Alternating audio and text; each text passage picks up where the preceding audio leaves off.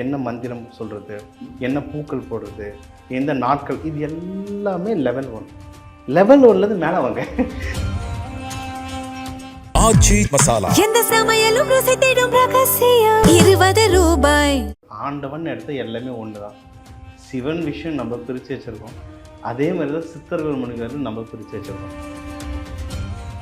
இந்த சித்தி அடைஞ்சவங்கள சித்தர்கள்னு சொல்கிறோம். நார்த் இந்தியாவில் முனிவர்கள்னு சொல்கிறாங்க. அதனால் அவர் துர்வாச முனிவரே நம்ம முனிவர்னு சொல்கிறோம். ரொம்ப டீப் மெடிடேஷன்ட்டு வீட்டில் பயந்து நம்ம பக்கத்தில் 2 நாளில் மெடிடேஷன் அப்படியே உட்காந்துருக்கேன். ஸோ வீட்டெல்லாம் பயந்துட்டாங்க. நான் 7:30 மணிக்கு அவர் அங்கே 7:30 மணிக்கு பார்த்தேன். அதே 7:30 மணிக்கு இங்கே நான் எப்போ ஒரு எக்ஸல் மாதிரி வச்சுருப்பேன், யார் யார் பார்த்தேன்னு சொல்லிட்டு. அந்த எக்ஸல் பார்க்குறேன். கரெக்டாக எனக்கு அது சொன்னவர் வந்து 100வது ஆள். கரெக்டாக 100வது ஆள். அவர் வந்து அங்கே போகல. அப்போது அந்த தீபம் பார்க்கும்போதும் அந்த தீபத்தில் நம்மளுக்கு தெரியும் ஒரு சில டிஃப்ரென்சஸ் தெரியும். அப்போ தான் தெரியும், ஓகே அவர் சொன்ன மாதிரி நாங்கள் போக தேவையில்லை, தாத்தா இங்கே இருக்காரு அப்படின்னு. அவருக்கு பின்னாடி வந்து விளக்கு வைக்கிறதுக்கு ஹோல்ஸ் இருக்கும். அந்த ஹோல்ஸ் எத்தனை எண்ணு அப்படின்னாரு. 27 இருந்தது. நட்சத்திரம் அது அப்படின்னாரு. அவர் கையில் புக் இருந்தது. அவர் கையில் எப்பவுமே ஓலைச்சுவடி இருக்கும். இந்த சுவடிகள் என்னன்னு தெரியுமா? அது எல்லாமே ஜோதிடம் சம்பந்தப்பட்டது. பக்தி கதைகள், பக்தி பாடல்கள் மற்றும் ஆன்மீக சொற்பொழிவுகள் மூலம் உங்கள் ஆன்மாவை தூய்மைப்படுத்துங்கள். இன்றைய ஆலய ஆப்பை டவுன்லோட் செய்யவும். சார், இப்போது யூஸ்வலாக இல்லை சார், முனிவர்கள் சித்தர்கள் அப்படின்ற ஒரு வழிபாடு இங்கே நம்மளோட பாரம்பரியம் அப்படின்றதுல நம்ம பெருசாக இது பண்ணதில்லை சார்.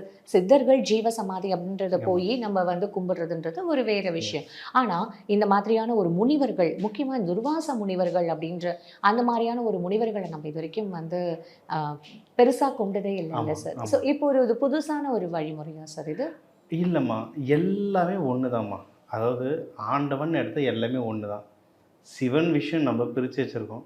அதே மாதிரி தான் சித்தர்கள் முனிவர்கள் நம்ம பிரித்து வச்சுருக்கோம். நம்மள முனீஸ்வரர் இருக்காரு. ஆமாம், முனிவர் தான் வரும். நம்ம அகத்தியர் சொல்கிறோம், இங்கே அகத்தியர் சித்தர்னு சொல்கிறோம். நீங்கள் நார்த் இந்தியாவில் போனால் முனிவர்கள்னு சொல்கிறாங்க. நம்மள வந்து அந்த சித்தி அடைஞ்சவங்கள சித்தர்கள்னு சொல்கிறோம். நார்த் இந்தியாவில் முனிவர்கள்னு சொல்கிறாங்க. அதனால் அவர் துர்வாச முனிவரே நம்ம முனிவர்னு சொல்கிறோம். முனிவர் சித்தர்கள் எல்லாமே ஒன்று தான். யார் தான் சார், யார் வழிபடணும் யார் வழிபடக்கூடாதுன்ற மாதிரி ஏதாவது இருக்கா சார்? அப்படி எதுவுமே இல்லை, எல்லாருமே வழிபடலாம். அதாவது அதுதான் நம்ம வந்து திருப்பி நான் இது தப்புன்னு சொல்ல மாட்டேன்.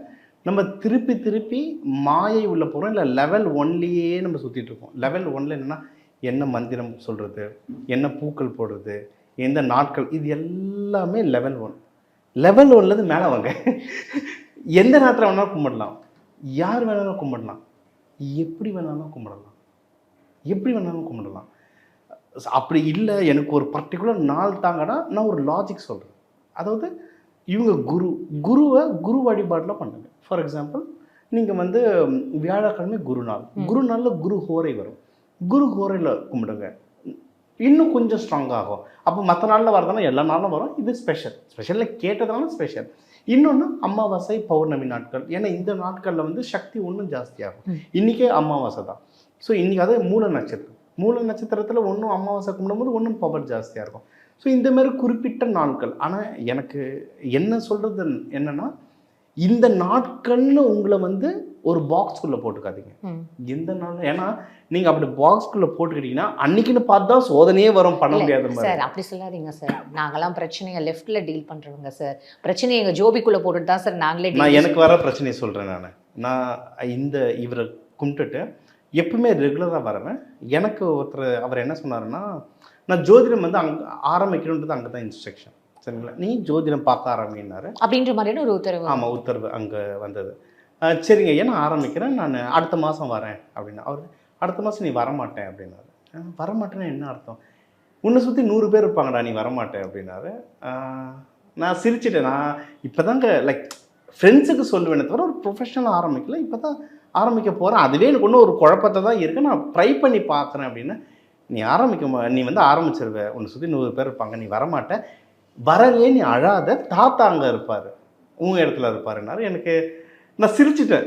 சரி ஓகே தேங்க்யூ அப்படின்ற சிரிச்சுட்டு வந்துட்டேன். ஆனால் என்னென்னா, நான் வந்துட்டு ஒரு 2-3 நாள் ஒரு மாதிரி குழப்பத்திலேயே இருந்தேன், பண்ணணுமா. ஏன்னா நான் இருந்தது ஃபுல்லாக ஐடி ஃபீல்டு, நான் திருப்பி அப்ராடு போகிறதா இருந்தது. ஸோ அந்த மூட்லேயே இருந்தால் நான் அஸ்ட்ராலஜி வந்து எனக்கு பிடிக்கும், பார்ப்பேன். ஆனால் ப்ரொஃபஷனல் எடுக்கணுன்ற ஐடியா இல்லை.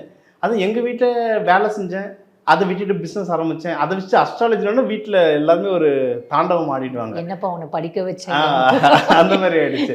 சரிங்களா? ஸோ என்னன்னா சரி ஒரு ஸ்டார்ட் பண்ணலாம்னு என் ஃப்ரெண்டு ஒருத்தர்கிட்ட வந்து நான் அட்வைஸ் மாதிரி கேட்டேன். அவர் வந்து is a customs officer, is a police customs crime. அவர்கிட்ட கேட்கும்போது சார் இந்த மாதிரி நடந்தது. அவரில் சரி எனக்கு பாருடா, அவர் ஒரு பிரச்சனை இருந்தார், எனக்கு ஒரு பிரச்சனைடா நீ பார்த்து சொல்லுன்னா அது சரி ஓகேடா, ஒரு விளையாட எடுத்து ரீடிங் சொல்ல அவர் அசந்துட்டார். அவர் வந்து என்னை வந்து ஒரு ஃப்ரெண்டாக ஐடியில் பார்த்துருக்காரு, இந்த பர்சனல் என்னை பார்த்துருக்காரு. தினேஷ் நீ சொல்றது கரெக்டாக இருக்குடா. நான் அவர் வீடு எப்படி இருக்கும், அவர் லைஃப் எப்படி இருக்குன்னு எல்லாமே அவர் ஹெல்த் இஷ்யூலாம் சொல்ல ஆரம்பிச்சோன்னா அவர் எப்படி இதை சொல்கிற, எதை வச்சு சொல்கிற அப்படின்னாரு. இல்லை சார் இதில் ஜாதகத்தில் தெரியும் சார். இல்லைடா நீ சொல்கிறது அக்யூரேட்டாக இருக்குடா அப்படின்னாரு. அதுக்கப்புறம் அவருக்கு ஒரு சொல்யூஷன் சொன்னேன். அவர் அதை ட்ரை பண்ணிவிட்டு ஒரு 3-4 நாளில் ரிசல்ட் வந்துருச்சு. அவர் அப்புறம் தான் சொன்னார், இல்லைடா நீ ஸ்டார்ட் பண்ணு, உனக்கு இது ஒர்க் ஆகும். ஏன்னா இது வந்து எனக்கு என்னென்னா நான் ஸ்கூல் படிக்கும் போதே, ஸ்கூலில் காலேஜ் படிக்கும் போதே நான் கைரேகை பார்க்குறது இதெல்லாம் ஆரம்பித்தேன். பட் என்னென்னா அது என்ன லைஃப்பில் வந்து என் ஸ்டடீஸ்லேருந்து கம்ப்ளீட்டாக இது உள்ளே கொண்டு போயிடுச்சு. ரொம்ப டீப் மெடிடேஷன்ட்டு வீட்டில் பயந்து நம்ம பக்கத்தில் 2 நாளில் மெடிடேஷன் அப்படியே உட்காந்துருக்கேன். ஸோ வீட்டெல்லாம் பயந்துட்டாங்க. பல போராட்டங்கள் கழிச்சு தான் என்னை வெளியே எடுத்துகிட்டு வந்தாங்க. ஸோ திருப்பி அது அந்த மோடுள்ள போகணுமான்றது அவங்களுக்கு ஒரு பயம். ஸோ இது ஸ்டார்ட் ஆகிடுச்சு. அடுத்த பௌர்ணமி பார்க்கும்போது என்னால் கோவில் போக முடியல. நான் மறந்தே போயிட்டேன், பௌர்ணமின்றதே மறந்துட்டேன். Like full appointments. எனக்கு கிளைண்ட் பார்க்க வந்தவங்க சொன்னாங்க, சார் அப்புறம் பௌர்ணமி ஆச்சு நீங்கள் கிரிவலம் நீ போலையான்னு. எனக்கு அப்போ தான் பௌர்ணமியை இன்றைக்கி நான் இல்லைங்க நான் அமுச்சிட்டு போகலான்னா கூட்டம் இருந்துக்கிட்டே இருக்குது அப்பாயின்மெண்ட்ஸு, என்னால் நகரவே முடியல. அதுக்கப்புறம் ஒருத்தவங்க சொன்னாங்க, அதில் வந்தவங்களே நம்மளுக்கு இப்படி சொன்னாங்க, சார் எங்களுக்கு பாருங்கள் சார் சிவன் உங்களுக்கு ஆசீர்வாதம் பண்ணுவாங்க சார்னாங்க.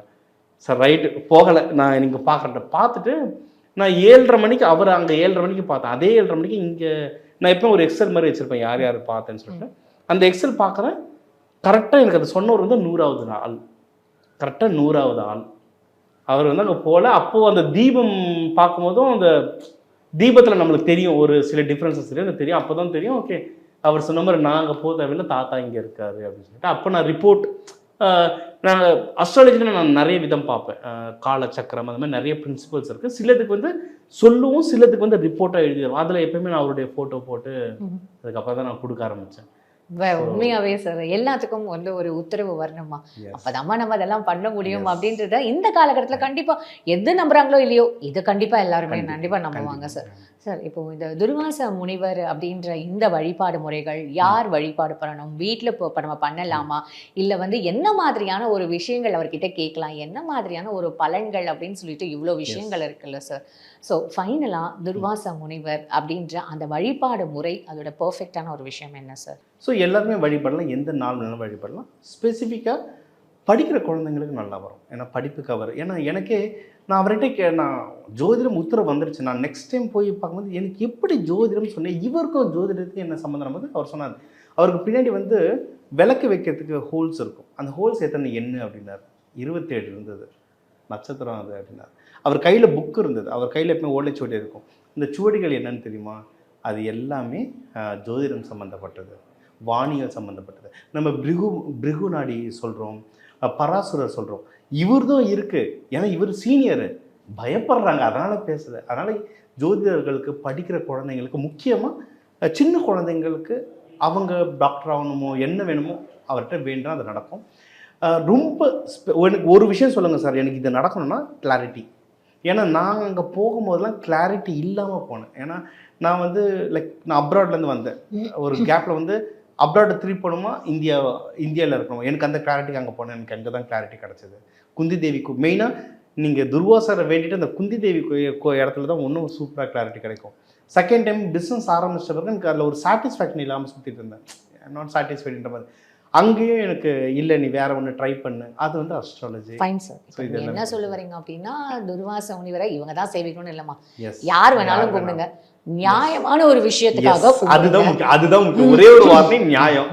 அது மட்டும் ஏதாவது தப்பு பண்ணிட்டு அதுல இருந்து எஸ்கேப் ஆகணும்ன்றது வேணா எனக்கு தெரிஞ்சு அது சரியில்லை சார். கடைசியாக ஒரே ஒரு கேள்வி சார், இப்போ எந்த சாமியை கும்பிட்டாலும் அந்த சாமியோட தன்மை நமக்கு வந்துடும் அப்படின்றது ஒரு விஷயம் இருக்குல்ல சார். இப்போ துர்வாச முனிவர் வந்து இது கோச்சிக்கூடாது, ஏன்னா துர்வாச முனிவர் வந்து ரொம்ப கோவமான ஒரு ஒருத்தர் அப்படின் போது நான் அவரை சேவிக்கிறதுனால எனக்கு கோவம் ஜாஸ்தியான ஒரு பர்சனாக நான் மாறிடுவேனா சார்?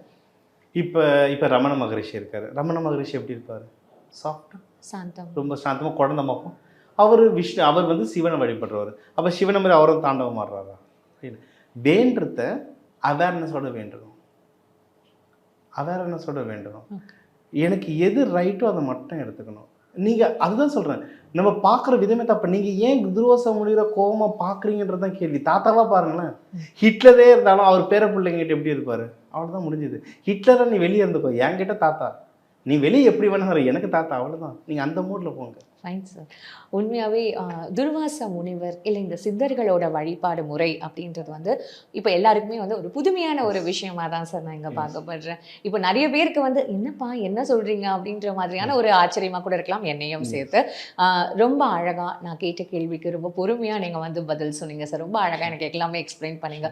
உங்களோட நேரத்துக்கும் உங்களோட தெளிவான இந்த பதில்களுக்கும் ரொம்ப நன்றி சார். ஆச்சி மசாலா. எந்த சமையலும் ருசி தேடும் ரகசியம் 20 ரூபாய்.